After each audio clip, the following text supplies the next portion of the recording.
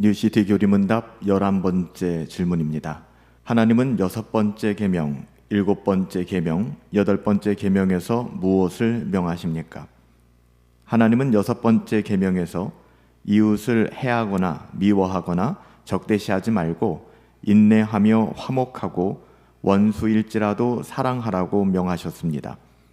7번째 계명에서는 성적 부도덕을 삼가며 정결하고 신실하게 살며 결혼을 했든 하지 않았든 행동과 시각, 말, 생각, 욕망 등에서 음란함으로 이끄는 것은 무엇이든 피하라고 명하셨습니다.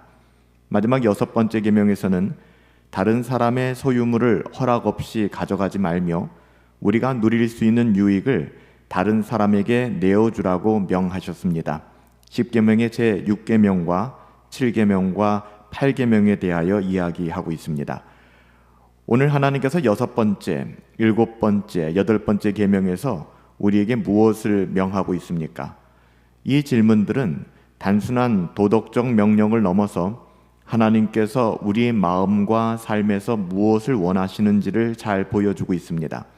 첫 번째, 6번째 계명은 살인하지 말라는 명령이죠. 6번째 계명 살인하지 말라.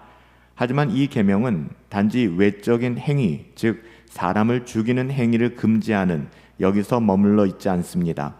예수님은 이 부분을 산상수훈에서 마태복음 5장에서 율법의 참된 의미를 해석하시며 잘 설명해 주셨습니다. 분노와 미움, 마음속 경멸까지도 살인과 별반 다를 것이 아니다 이렇게 말씀해 주셨죠.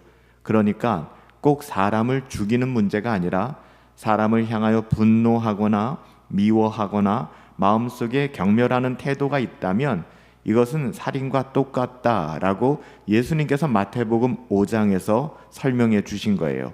이는 인간의 마음 자체가 하나님 앞에서 죄악으로 가득하다라는 바로 이 원죄의 교리, 또 전적인 타락의 교리를 잘 반영해 주고 있습니다.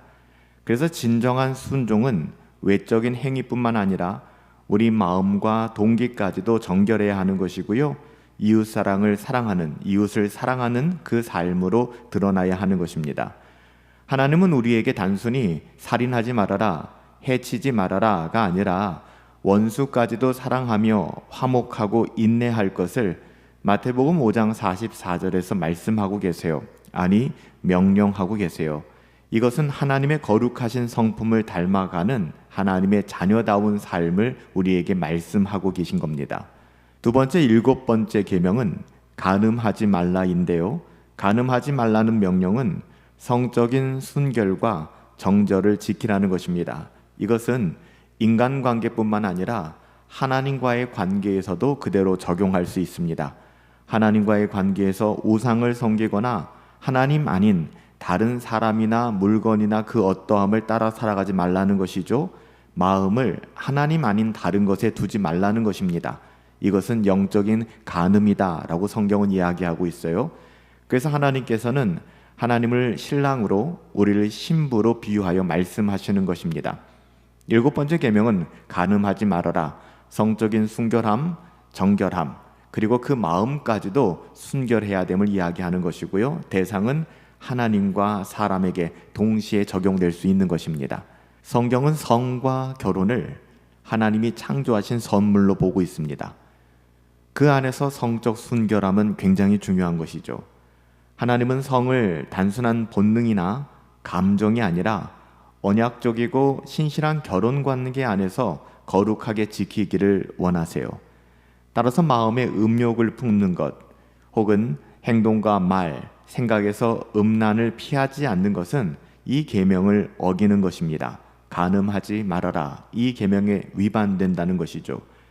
우리는 하나님 앞에서 온전한 정결과 성실함을 추구해야 합니다. 이는 하나님께서 우리의 몸을 성령의 전으로 삼으셨기 때문입니다. 마지막 8번째 계명은 도둑질하지 말라라고 명령하고 있는데요. 우리에게 정직과 나눔, 그리고 이웃의 권리를 존중하는 삶을 요구하고 계세요. 하나님은 우리가 이기적이고 탐욕스러운 마음을 버리고 자신이 가진 것을 후하게 청지기로서 하나님의 것임을 인정하고 흘려보내기를 원하십니다. 우리가 가지고 있는 그것으로 공동체 안에서 서로를 돕는 삶을 명하고 계신 것이죠. 성경에서는 이 계명이 단지 도둑질하지 말아라, 훔치지 말아라 라는 소극적인 금지를 넘어서 적극적인 긍휼과 섬김의 윤리로 확대되어 드러나고 있습니다.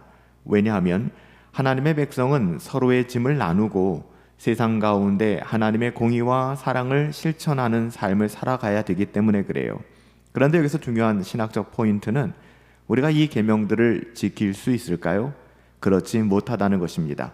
그래서 우리가 십계명을 대할 때 십계명은 우리가 지켜서 구원받기 위함이 아니라는 거예요. 그렇다면 이것은 저주와도 같습니다. 어느 누구도 십계명을 다 지킬 수 없기 때문에 그래요.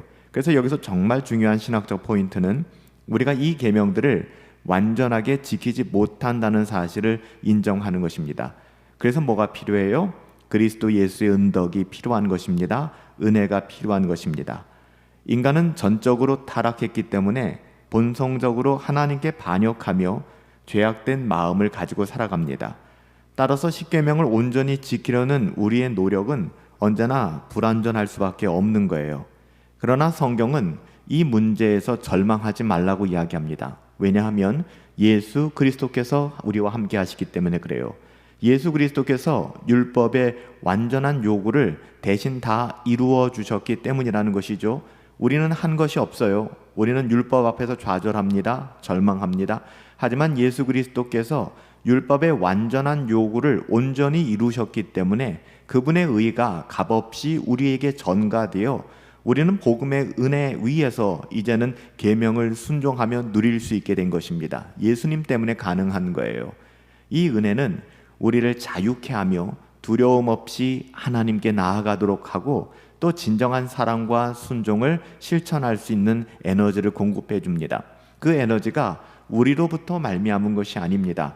복음의 은혜가 우리를 그런 삶으로 이끌고 가는 것이죠. 종교개혁자 루터가 말했던 것처럼 십계명의 부정적인 명령 속에는 긍정 명령이 함축되어 있다는 것을 여러분 읽으실 수 있어야 됩니다. 살인하지 말아라 하는 것은 이웃과 원수를 사랑하라 라는 뜻이고요. 간음하지 말아라 라고 하는 것은 우리가 누군가에게 하나님과 배우자에게 신실하라, 성적으로 신실하라, 그 마음을 한결같이 나누라 이렇게 이야기하는 것이죠. 다른 누구에게 그 마음을 주면 안 되는 거예요. 도둑질하지 말아라, 후하게 베풀어라 이런 뜻이죠. 이런 사랑의 실천은 율법의 완성이며 하나님 나라의 삶의 모습입니다. 따라서 우리는 율법을 두려워하며 복종하는 존재가 아니라 복음의 은혜를 누리며 그 은혜에 합당한 열매를 맺어가는 사람들이에요. 율법과 복음은 대립하는 것이 아니에요. 결코 그런 의미로 해석해서는 안 됩니다. 우리는 이미 예수 그리스도 안에서 완전히 의로 인정받았기 때문에 우리의 어떠함이 아니죠. 예수 그리스도로 말미암아 완전히 의롭다고 인정을 받았기 때문에 그분의 사랑을 받아서 그분의 사랑이 흘러넘쳐서 거룩한 삶, 또 하나님의 말씀과 하나님의 뜻에 합당한 삶으로 아름다운 영향력을 미치며 살아갈 수 있는 것입니다. 그렇게 살아가야만 구원받는 것이 아니라 구원받았기 때문에 십계명의 모든 조목들을 감사하며 은혜롭게 실천해 나갈 수 있다는 것이죠. 마지막으로 사도 바울의 말씀을 기억하십시다. 로마서 13장 9절부터 10절까지의 말씀, 모든 계명은 내 이웃을 내 몸과 같이 사랑하라 하신 말씀에서 요약되었느니라. 그렇습니다. 십계명의 모든 계명들, 하나님을 사랑하기에 그 사랑으로 내 이웃을 내 몸같이 사랑하라. 이것으로 하나님의 말씀이 완성되는 것입니다. 사랑이요. 사랑은 율법의 완성이며 우리를 향한 하나님의 사랑을 힘입어 우리는 죄를 이길 수 있는 거예요. 우리의 어떠함이 아니죠.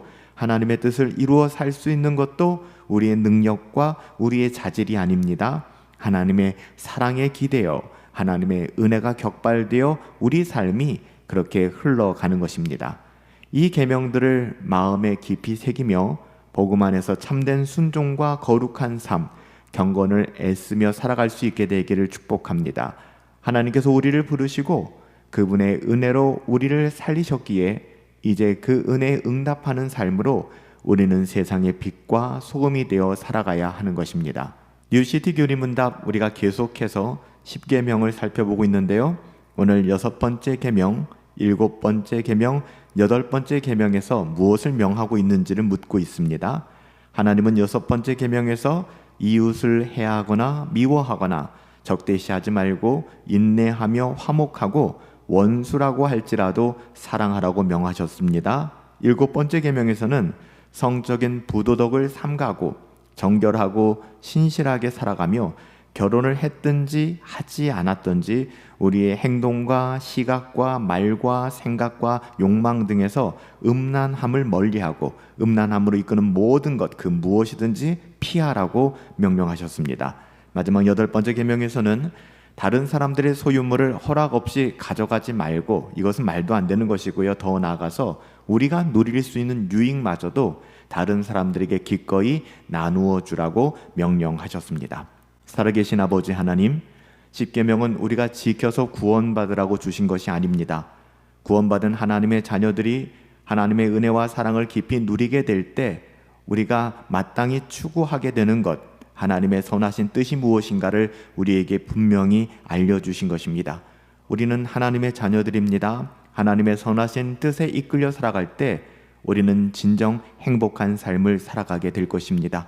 오늘 십계명 말씀을 기억하며 하나님의 자녀다운 삶이 무엇인지, 하나님의 선하시고 기뻐하시고 온전하신 뜻이 무엇인지 분별하여 그 뜻 가운데 자원하여 순종하고 즐거워할 수 있도록 우리에게 은혜를 더하여 주옵소서. 존귀하신 예수님의 이름으로 기도하옵나이다. 아멘.